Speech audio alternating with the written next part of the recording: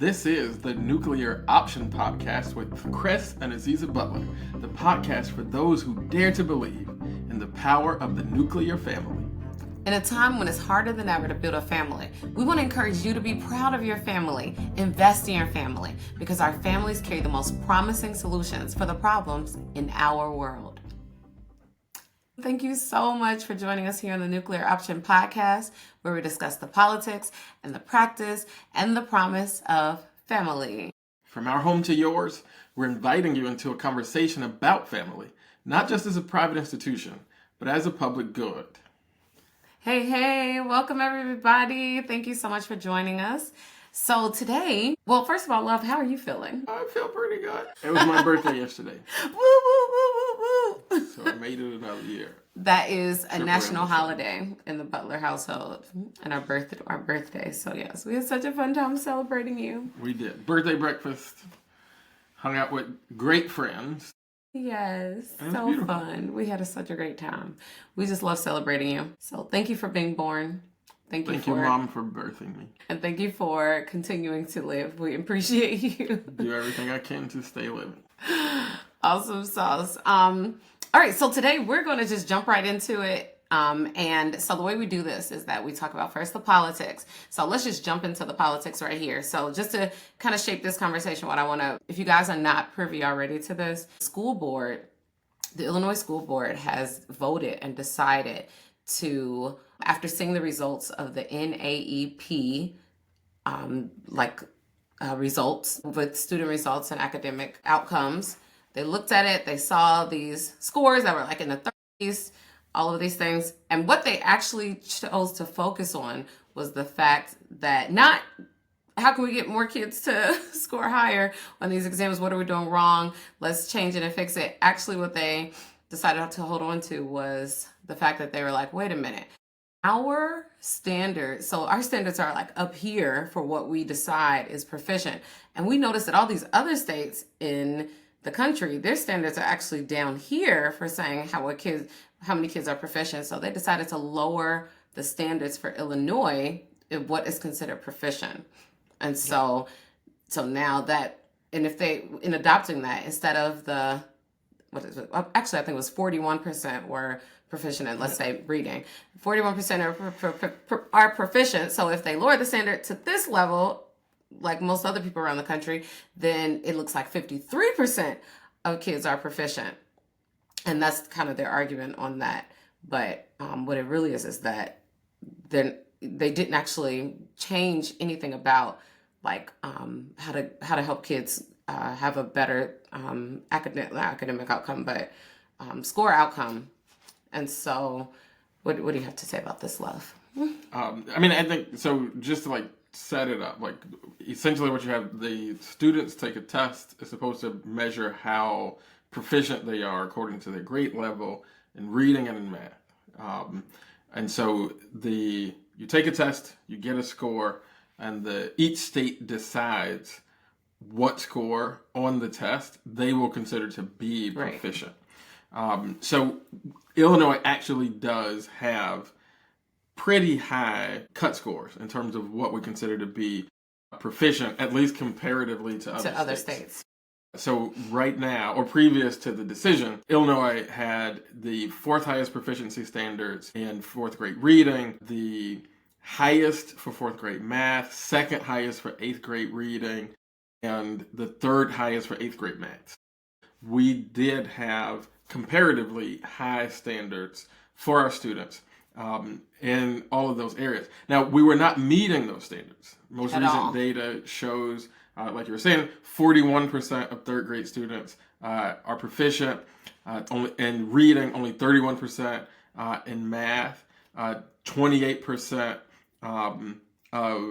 that's 41% of third graders in reading, and 31% of 11th graders were proficient in reading. Right. And then in math, 28% of our third graders. 28%.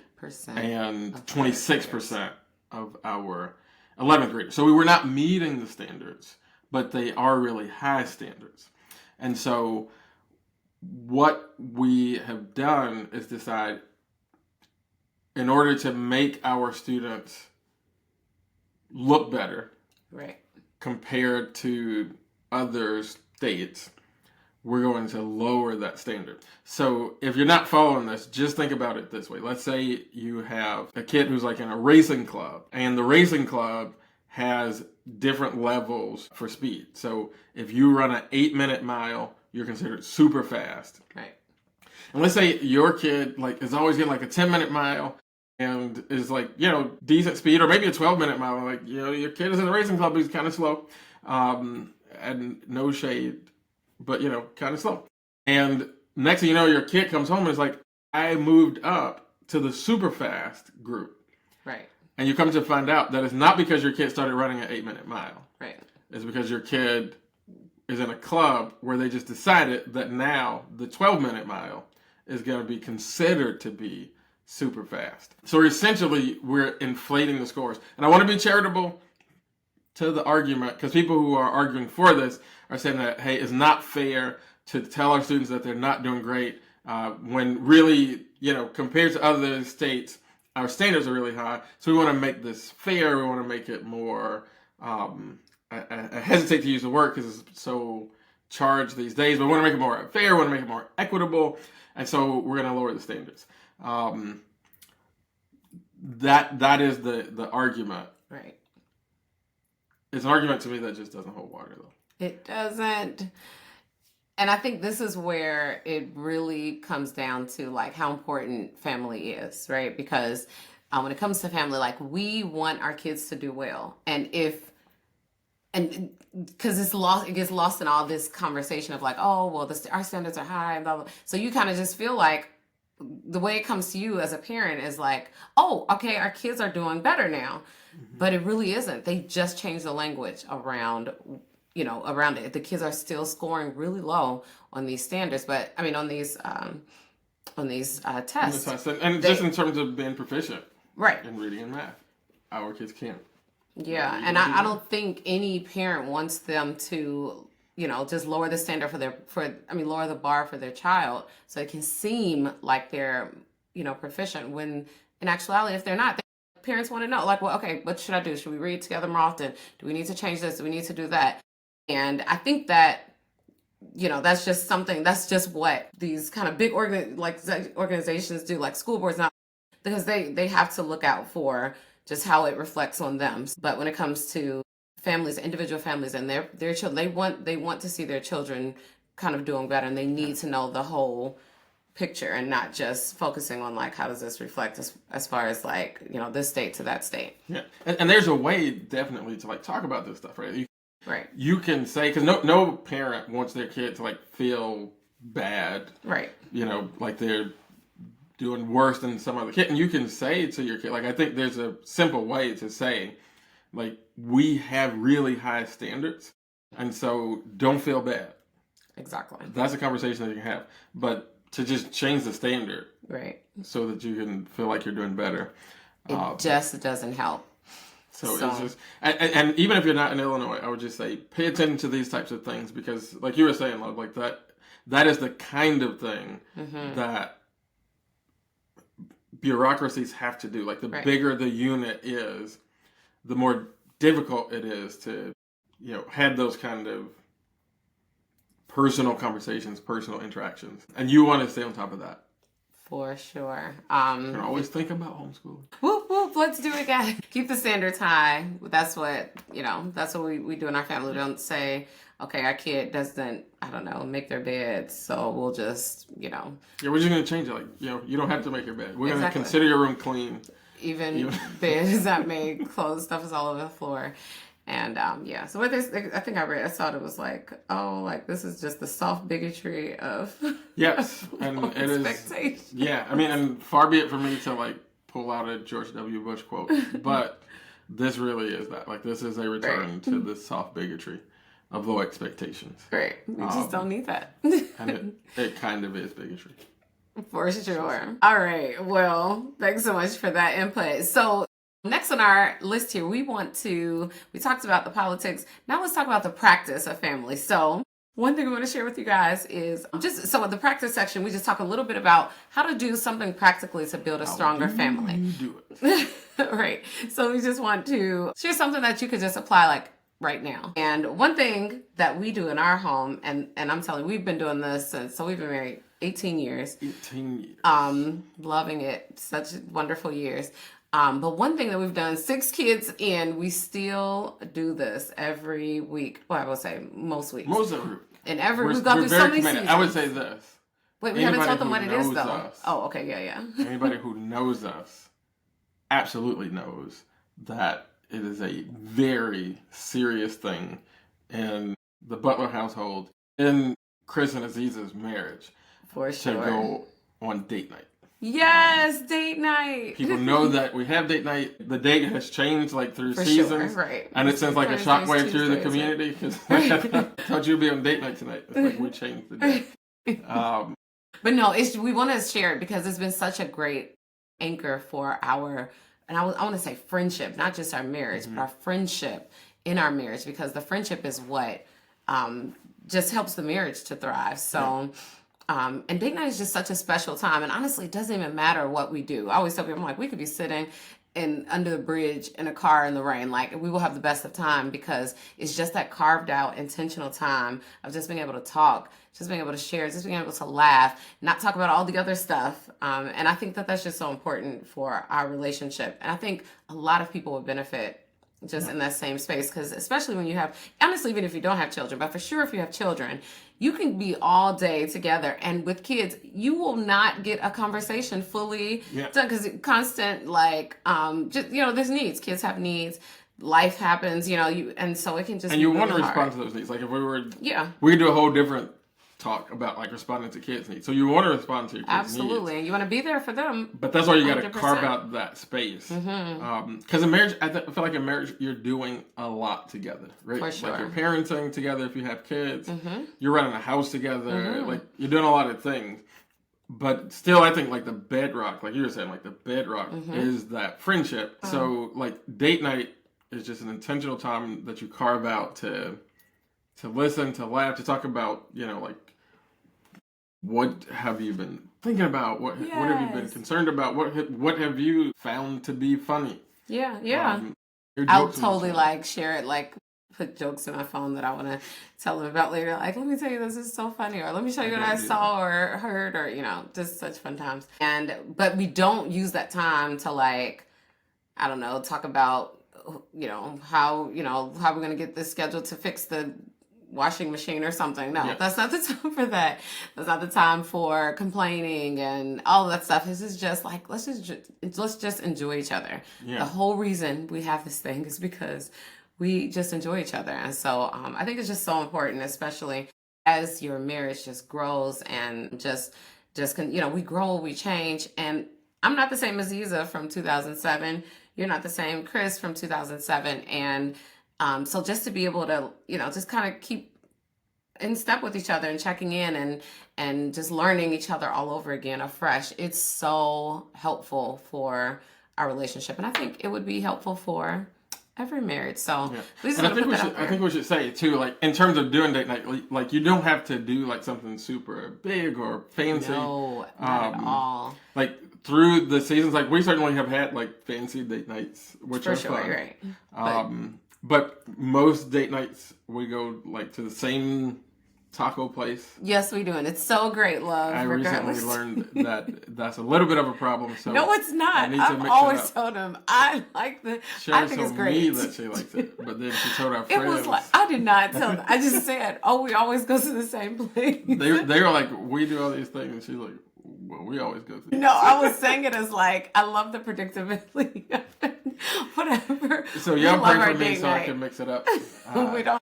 So the point that I was making it doesn't have to be. Even sometimes, and this has been plenty of times. Like I feel like even before we had kids, but sometimes like if you have like we can't get childcare or whatever, right? Like we'll just go upstairs, either after the kids go to bed, Yep. Sometimes if it's too early and the kids can't go to bed, like We'll give them, like, we're like, oh, they had built a fort or something. We're like, oh, great, you all can, like, we turned on a movie and, like, give them some snacks and stuff. It's like, you guys, the only thing is, you all can stay up a little later. It's just, you have to stay in the fort, enjoy the movie, talk and all that stuff. do not come upstairs.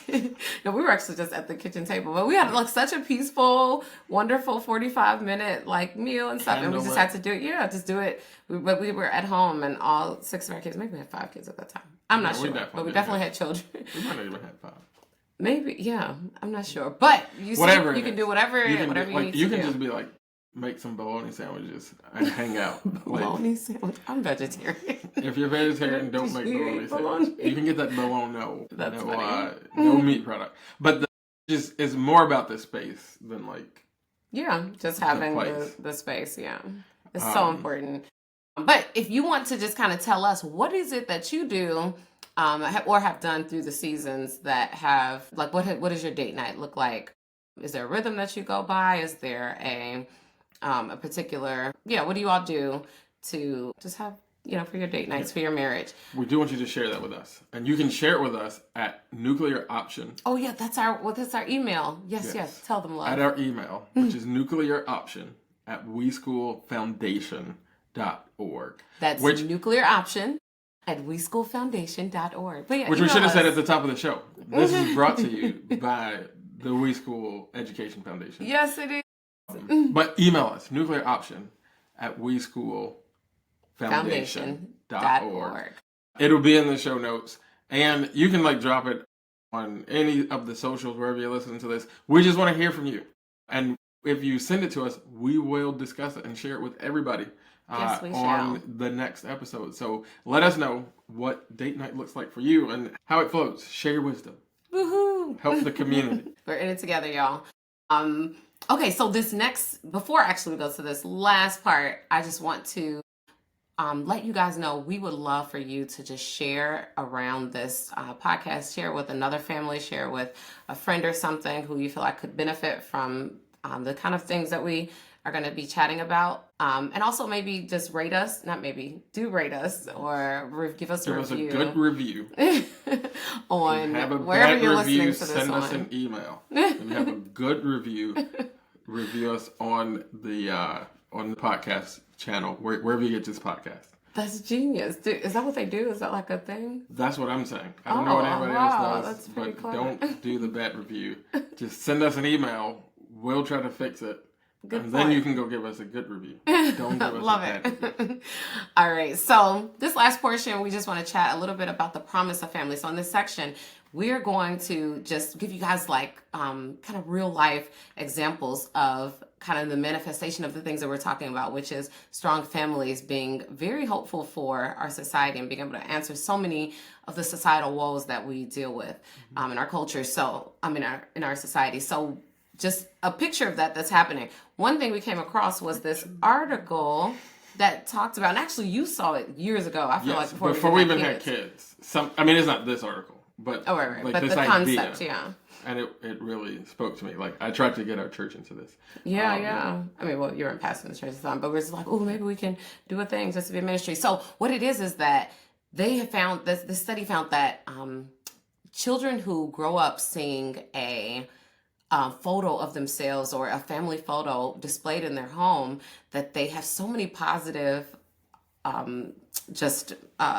feelings about that. Like their confidence is boosted. They're happier long term. It just has a lot of positive benefits to it. And so that's beautiful because pictures in your wall, that's something that only a family can do, right? It's not pictures at school, it's not pictures even at church. It's your family picture at home, just growing up seeing your family photos on the wall or yourself as a kid, growing up displayed in your home. I'm going to just share this because this is kind of powerful insight from a psychologist, Dr. Susan B. Hart. So from an early age, children begin to form a sense of who they are. Looking at family photos allows them to see themselves as a part of a much larger story, one that extends beyond their immediate life. Photographs offer children a sense of continuity and security. They help children build a coherent sense of self by showing them their past and their place in the world. This visual connection to family members helps children feel rooted, providing them with a deeper sense of belonging. Feeling part of a story that stretches back through time is essential for boosting their self-esteem and overall emotional health. When children see photographs of their family on display, it reinforces their place in the world within their family unit and the broader community. So it's if you know about what do you call it, attachment theory in terms of like human development, like basically what this is saying is that displaying photos, looking at photos of yourself and your family really aids that kind of healthy attachment, which you can go read up on that. If you help your kids establish a kind of healthy attachment, they're going to be they're going to do better with their academics. They're going to do better with like emotional regulation. They're going to do like all the things. Like it's going to be so much better, like emotional and mental health. Just from taking pictures, put them in a frame and display them. Love it. And also to know it's not the same as like being a digital photo, like, you know, scrolling through your phone and all that. This is like a photo that this kind of permanent thing on the wall. It's just so helpful. So try that, guys.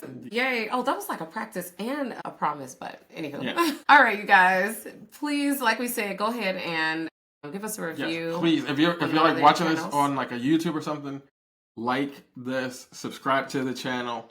Make sure you're following us and other things. If you are listening to this on a podcast, give us a positive review, not a negative review. Give us a positive review and share this with somebody who you think will help us. It's not that we don't want critical feedback. We want it. Send that to us in an email and we'll fix it. We'll incorporate your feedback. But if you feel like we're doing good, give us that positive review. Share this with somebody. Subscribe to the channel and help us grow this podcast. Yes. We're building this movement. Yes, families. And we want you in it too. All right, you guys, keep loving each other. Hold on to truth. And harness your power. All right, see you next time. Blessings. Bye, y'all.